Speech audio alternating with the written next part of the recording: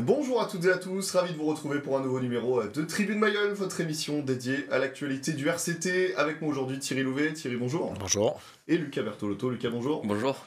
On va débriefer ensemble, ou en tout cas on va essayer de débriefer cette triste défaite du RCT hier soir sur la pelouse du Racing. On va parler ensemble un petit peu de ce match, on va évoquer aussi les actus, avec des actus très très chaudes qui sont sorties ces dernières heures. Et puis on parlera de la réception de Montpellier dans 2 semaines. Tribune Mayol, ça commence maintenant.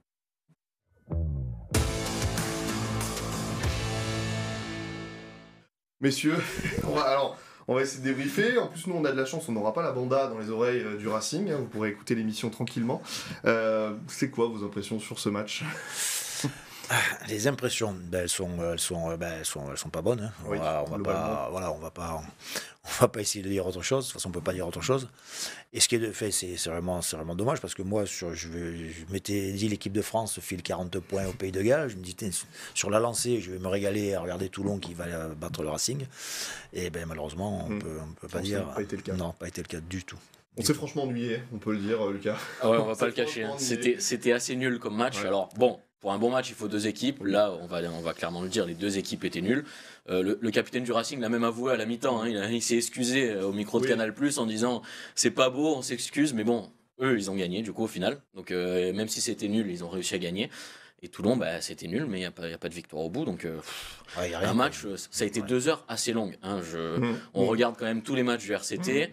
On a vu des matchs qui étaient bien cette saison, d'autres beaucoup moins bien. Celui-là, je pense que c'est peut-être l'un des pires de la saison sur ces 2 heures. Ce qui saute aux yeux là en premier, c'est la stérilité. Les Toulonnais ont tenu le ballon, ont attaqué. Il y a cette séquence-là dans le dernier quart d'heure où ils sont.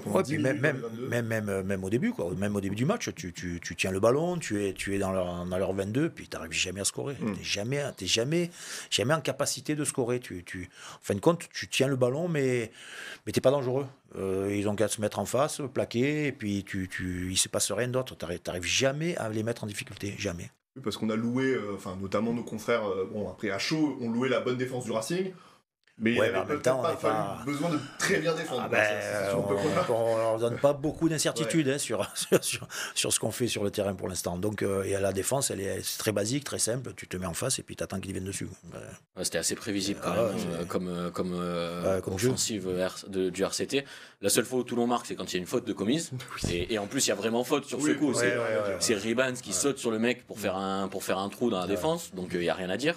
Et c'est la seule occasion de Toulon de marquer. Alors, en seconde période, Toulon a réglé certains problèmes de faute de main, d'imprécision, de déchets un peu techniques, qui avaient beaucoup en première période. Mais au final, c'était pas ça qu'il fallait régler, parce que ça n'a pas apporté plus de danger. Et le Racing a réussi à tenir pendant, peut-être entre 10 et 15 minutes, dans ses 22 mètres, sans prendre un point.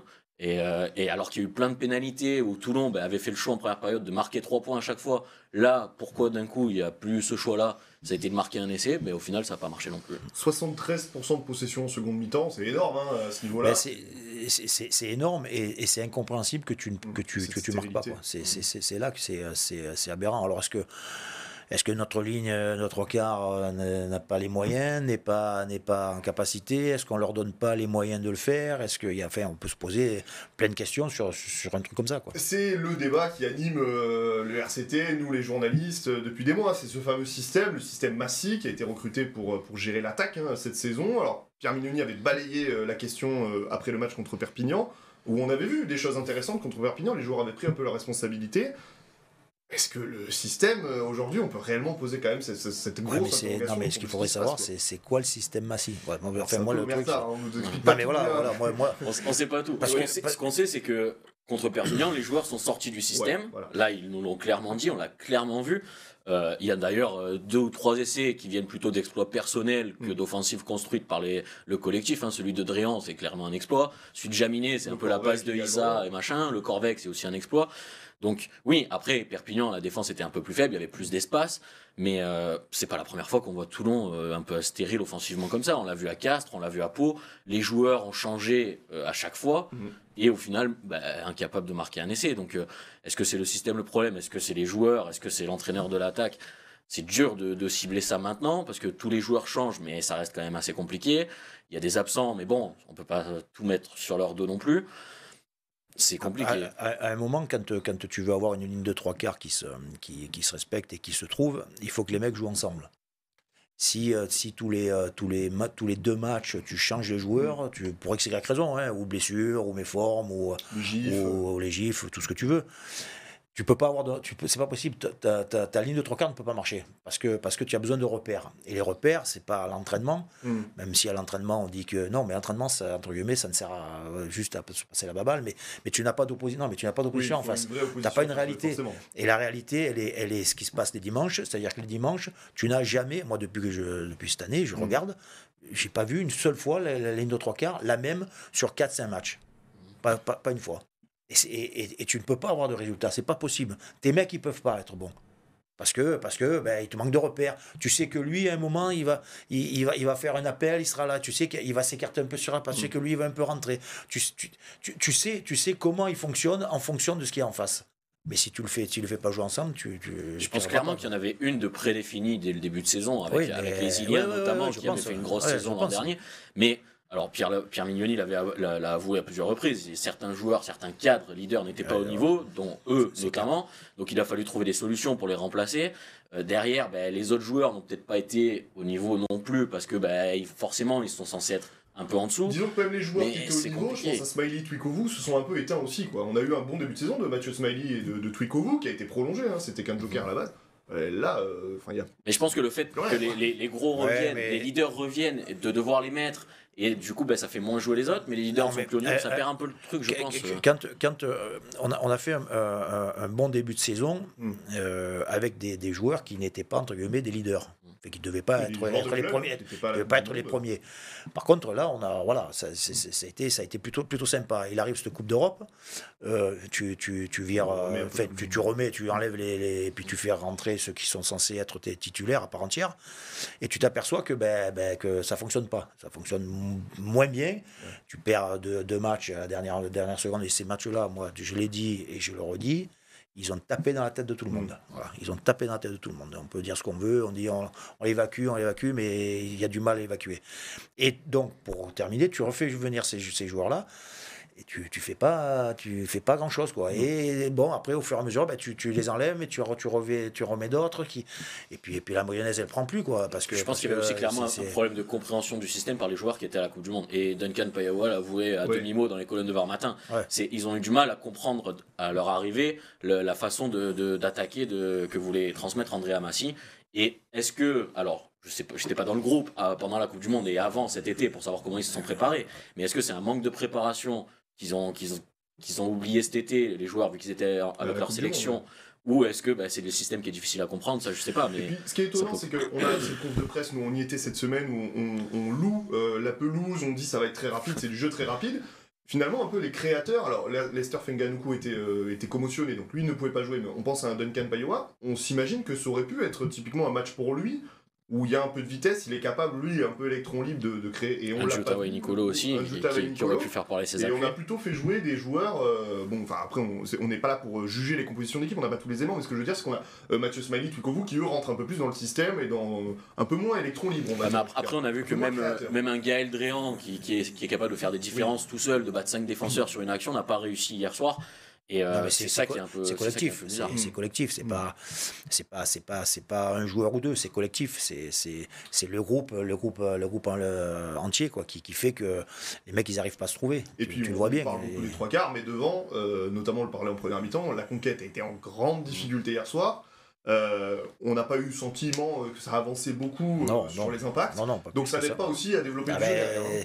On a toujours dit, si devant on est un peu contrarié, derrière c'est compliqué pour les gars. De toute façon, les grosses équipes en règle générale, c'est que devant c'est un gros paquet, ça nettoie tout ce qu'il faut, et puis derrière ça peut utiliser les ballons. Et là en l'occurrence on n'est pas dans le truc. Il y a eu 5 touches perdues en tout sur ce match. Les deux devant derrière on est moyen. Un coup t'es un peu bien jusqu'à et puis devant, ça tenait un peu, mais là on sent que depuis quelques semaines quand même, nous on le débat dans l'émission toutes les semaines, on a senti après Castres, après Pau que ça commence à tomber. Devant est en train de largement fatigué. Fatigué. On va essayer de trouver du positif quand même. J'ai cherché hier soir quand j'ai préparé l'émission. On va dire que défensivement, bon, il y a cet essai encaissé très vite. Défensivement, les Toulonnais n'ont pas été trop mis en danger. Ouais, mais parce que bon. Franchement, le Racing, il fait ce qu'il... Ils n'étaient pas en confiance sur ce match. J'ai pas dit que j'ai réussi. C'est pas génial ce qu'ils ont proposé non plus. Hein, ils gagnent, ils gagnent petitement. Bon, ils gagnent, c'est le principal pour eux. Hein, c'est ce qu'ils voulaient faire. De toute façon, pareil, ils étaient sur 5 défaites. Ah oui, eux, les deux équipes étaient dans une forme très les deux, elles étaient à tête en bas. Ça s'est senti. Et malheureusement, encore une fois, on a remis en selle. Le problème, c'est qu'il y a plus de fautes que d'habitude qui sont commises sur ce match-là. Il y en a 8, alors que d'habitude, c'était un peu moins. Contre Perpignan, il n'y en avait eu que 4, je crois, ou 3 ou 4. Donc c'est quand même... Mais le problème, c'est que les fautes, elles sont quasiment toutes commises dans des zones de marque. Ils ont fait le choix, eux, de tout jouer au pied. Hein. Oui, mais parce qu'ils en ont eu l'occasion aussi. Là où le Racing a commis plus de fautes que Toulon, mais au final, Toulon n'a tenté que 3 pénalités sur les 11 du Racing, alors que 8 pénalités concédées par Toulon, ils ont marqué, je crois qu'ils en ont tenté 6 des pénalités. Surtout quand on voit le coup de pied, on va le louer aussi, Jaminet qui met un incroyable coup de pied à 55 mètres et il a encore au moins 10 mètres de marge sur la réception du ballon, on se dit toutes les pénalités étaient largement tendables. Mais enfin, bon, après chacun fait comme il veut. Mais moi, moi je suis entraîneur, je lui dis tu me tapes tout. Voilà. Surtout dans une salle comme ça où il n'y a pas de vent, pas de pluie, pas de soleil. Le gars, il n'y a rien du tout. Tu as juste à poser. Lui, en plus, il pose et il tape et ça rentre. Tu tapes tout ce qu'il a tapé. Voilà, on s'en fout. Le principal, l'objectif, c'est de gagner ce match. Oui, même d'un point. Même d'un point, tu t'en fous. Au moins revenir avec un point de bonus, parce que là, ça fait encore un voyage à vide. Ça fait beaucoup de voyages à vide là ces derniers temps. C'est ce que Pierre Mignoni reprochait la saison dernière. C'est ce qu'il voulait changer en début de saison sur les 2 premiers matchs à l'extérieur avant la Coupe du Monde. Il avait réussi à le faire en ramenant un point de bonus de Bordeaux. Et là, au final, il n'y a pas de point de bonus. Il n'y a pas eu de point de bonus contre Perpignan la semaine passée. Ça fait beaucoup de matchs où c'est soit 4, une victoire, soit 0. Et ça peut coûter cher en fin de saison sur ce top 14 qui est hyper serré. On va marquer une courte pause, messieurs, mais on reprend tout de suite après et on continue de débriefer ce match et de manière plus générale la forme du RCT.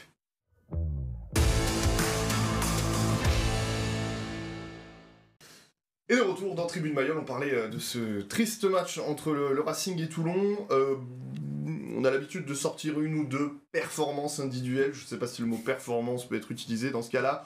On a plutôt bien aimé la prestation de Jules Danglot, qui pareil, lui n'est pas toujours mis dans des conditions idéales. Il a très peu joué cette saison. Là, c'était une des premières fois qu'il était titulaire. On l'a plutôt vu, Jules Danglot.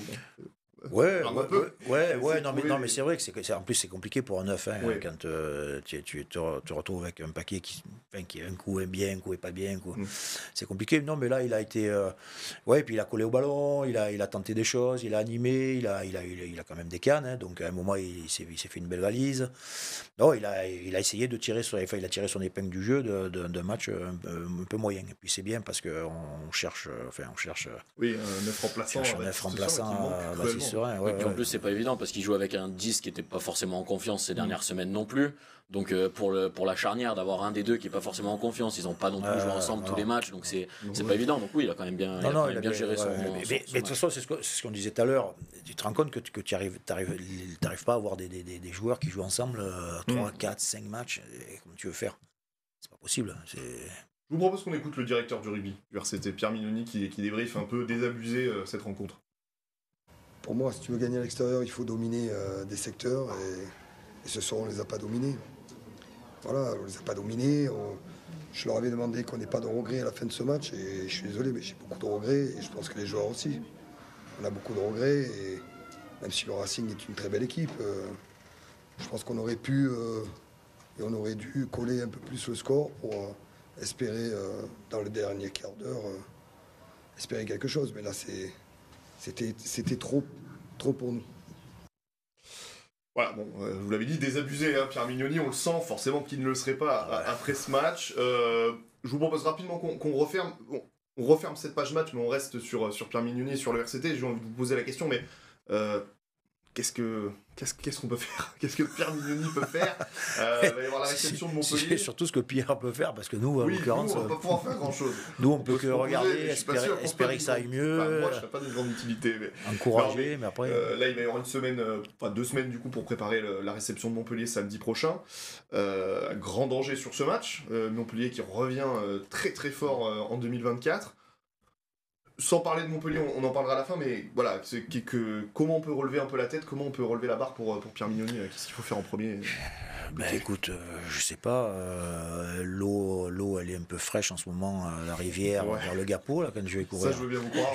Je me baigne, elle est bien fraîche, je sais pas, les prendre, les mettre dans l'eau, je sais pas, et franchement, c'est compliqué la question. En fait, c'est ça la question, la sensation qu'il a activé un peu tout le monde. Voilà, c'est ce que j'allais te dire. Tu sais, quand tu es en dehors comme ça, c'est compliqué, tu sais pas ce qui se passe dans les vestiaires, tu sais pas comment ça se passe, tu sais pas comment ça parle. Non, mais les leviers, je pense qu'il les a activés, Pierrot, je pense qu'il a fait ce qu'il fallait.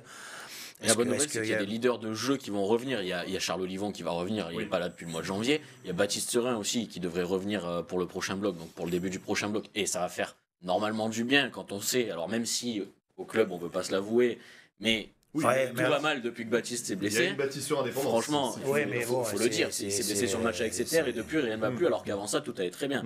Donc lui, on sait que ce soit sur le terrain ou dans le vestiaire sera une place très importante et donc peut-être que lui il va apporter un peu ce regain de fougue qu'il faut à ce groupe. Surtout Charles Olivon et Stéphane Abadi aussi qui est pas là. Surtout au leadership parce que tu t'aperçois que les mecs ils sont perdus sur le terrain. Moi ce qui est depuis un moment, ce que je vois c'est tu regardes les hommes comme au bout d'un moment quand ça va pas, tu regardes sur le terrain, tu vois les attitudes des joueurs et ils sont tous la tête en bas, et puis t'en as pas un qui récupère un peu tout le monde et qui dit voilà, maintenant on va faire comme ça, on va faire ça, on va faire ci, on fait simple, on se resserre, ou qui engueule, ou qui encourage. Il n'y a pas ça, à part toutes les 2 secondes, quand il y a une mêlée qui est un peu gagnée ou quoi, venir les troqueurs, venir taper sur le cul des avants ou machin, ça c'est. Non mais voilà, non mais. Il n'y a pas de vraie motivation, quoi. Il n'y a pas un leadership qui se dégage de ce groupe-là. Alors effectivement, Baptiste, je pense qu'il a ce truc-là en plus, parce que c'est vrai que c'est un gagneur, parce que c'est un mec qui supporte pas de perdre, et qui amène un peu ce truc-là. Mais c'est malheureux d'attendre un joueur, quoi. Il y a une vraie Baptiste sur indépendance. Je vous propose qu'on avance parce qu'il y a beaucoup de choses à dire, et une bonne nouvelle n'arrivant jamais seule, juste après ce match, on a appris par nos confrères de Midi Olympique le départ très probable de Bruce Deveau, qui avait annoncé qu'il allait prolonger, et finalement ça ne se fera pas. Bruce Deveau qui devrait rejoindre Perpignan, où il retrouvera un certain Franck Azema.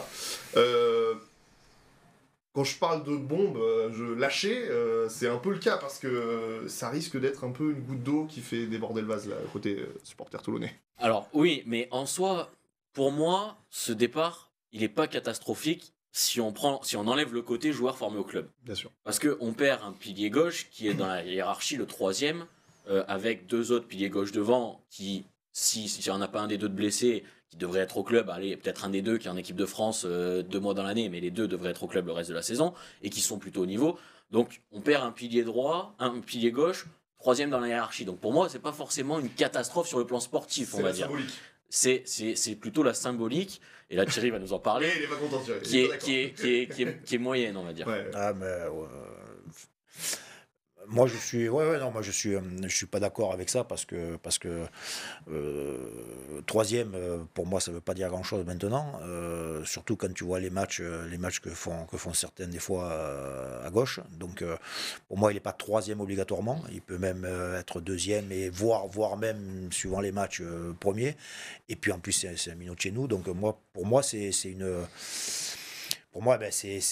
un gâchis, quoi. Enfin, c'est dommageable encore une fois parce que malheureusement ça s'inscrit dans une longue liste de joueurs chez nous mais c'est pas de maintenant, hein, attention. Oui, c'est ça le plus embêtant en fait, c'est qu'il vient s'ajouter à tous ceux qui ce qui me gêne c'est que depuis des années, en fin de compte, tu formes des joueurs et puis ils se barrent, quoi. On pourrait faire un 15 de Toulonnais qui ne joue pas à tout. Ouais, non, mais attention, il n'y a pas que cette période-là. Hein. Moi, notre période, pareil, on a eu un moment où c'est parti, voilà, ça aurait été plus sympa que les mecs restent.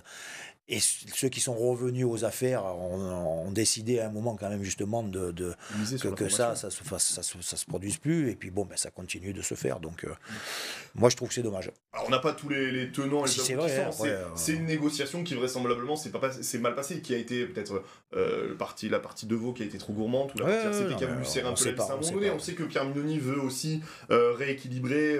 Voilà, en termes de dépenses, de salaire, il a voulu faire un grand nettoyage un petit peu, parce que vraisemblablement, de ce qu'il a confessé, c'était un peu, par moments, un peu n'importe quoi avant son arrivée. Donc voilà, on n'a pas les tenants émotionnels, mais le message dans la période actuelle de faire partir un jeune formé au club qui a dit en plus dans une interview chez nos confrères de Var Matin ou de Midi Olympique il y a quelques semaines qu'il voulait absolument rester, qu'il était fier de porter maillot. Il restait que quelques détails à régler et finalement ce seraient ces détails-là. Et alors selon ce que dit Midi Olympique, c'est que Azéma a su lui parler et lui proposerait un rôle vraiment de numéro 1 dans ce club, et ce qui est dit c'est que lui, le RCT ne lui proposerait pas. Mais après, oui, dans tous les cas, il aurait fallu recruter un pilier gauche parce que Florian Fraisier a été perdu cette année, il a arrêté de jouer, et c'était impossible de tourner, on l'a vu, avec 2 piliers gauche de métier, enfin 3, sachant qu'il y en a un qui est en équipe de France quasiment à chaque fois et l'autre qui peut se blesser. Mais oui, Thierry l'a dit, c'est surtout la symbolique de voir des jeunes formés au club qui s'en vont. Et surtout, au-delà du fait qu'ils sont bons. Après, tu perds Zé qu'on ne connaît pas, de la Bédoule qui s'en va, c'est pas bien grave. Mais là, tu perds des joueurs qui jouent, quoi. Et tu vas aller recruter un pilier gauche, quoi. Moi, c'est ça qui me voilà. Après, on connaît pas le truc, mais on sait pas les négos comme elles se sont passées. C'est ce qui a fait qu'à un moment ça s'est cassé. Mais moi, ça me rend fou, quoi. Et l'avantage, c'est qu'on va vite en retrouver des anciens Toulonnais, puisque Toulon va recevoir Montpellier dans 2 semaines. Alors, c'est un match sous le signe des retrouvailles. Paolo Garbisi qui va probablement jouer ses premières minutes face à son ancien club. Et puis, côté Toulonnais, 3 retours. Évidemment Louis Carbonel, mais il était déjà revenu. Et puis sur le banc, Patrice Colazo. Et un peu plus haut en tribune, Bernard Laporte quand même. Donc voilà, ça va être après-midi retrouvailles à Mayol. Mais plus sérieusement, il va falloir faire attention parce que cette équipe Montpellier-Rennes, on se rend pas compte, on l'a presque pas condamnée, mais en tout cas condamnée à jouer le maintien. Aujourd'hui, elle est à 4 points des Toulonnais. Elle pourrait passer devant Toulon en cas de victoire. Oui, et puis elle performe extrêmement bien ces dernières semaines. L'arrivée du nouveau staff a remis les choses dans l'ordre, les joueurs se sont retrouvés, certains qui étaient mis au placard vont beaucoup mieux et jouent très bien, et franchement, un coup à Toulon, ça leur permettrait même de pouvoir se dire, allez, on vise le top 6, ce qui il y a un mois et demi était inconcevable pour Montpellier. Il faut bien se dire que c'est ce qu'ils se disent. Hein. Bien sûr. Il faut pas imaginer autre chose. Hein. Ils ont toujours le discours de on joue le maintien, mais dans leur tête, ils voient clairement que le top 14 est serré, qu'ils peuvent aller bien plus haut que le maintien. Et s'il y a bien une équipe à prendre et puis en plus de ça, en connaissant un peu les zèbres qui sont à la tête. Et puis Montpellier a fait des coups à Toulon ces dernières saisons aussi. Et puis il n'y a qu'une envie là, il y a qu'une envie, c'est de venir ici et puis gagner. Voilà, parce que pour l'histoire, pour ce qui s'est passé, pour plein de choses, et ils vont vouloir aussi prouver que leur équipe est quand même meilleure que celle de Toulon. Et malheureusement, en l'occurrence, sur ce qui se passe, sur les résultats, ils sont meilleurs que nous. Ah oui, et puis la saison dernière, il y a eu une victoire de Montpellier. La saison d'avant, il y a eu un match nul de Montpellier à Toulon. Donc c'est pas injouable pour eux non plus, c'est pas comme si ça faisait 20 ans qu'ils n'avaient pas gagné ici. Et Patrice l'a dit, l'esprit de revanche à mon avis va être là. Il y a Christopher Tolofoy qui revient aussi. J'avais oublié de le citer, mais donc oui. C'est bien ça. C'est vrai qu'en cours de saison, tu vas là, tu vas là-bas. Peut-être falloir aller le voir ce match, Thierry. Je pense que ça vaudra le détour. En tout cas, voilà, c'est gros danger sur Mayol et ça pourrait quand même, en cas de défaite, envoyer le RCT revoir les ambitions du RCT à la baisse s'il y avait pas de victoire face à Montpellier. Messieurs, merci beaucoup. Avant de se quitter, on va regarder les résultats des autres clubs du département.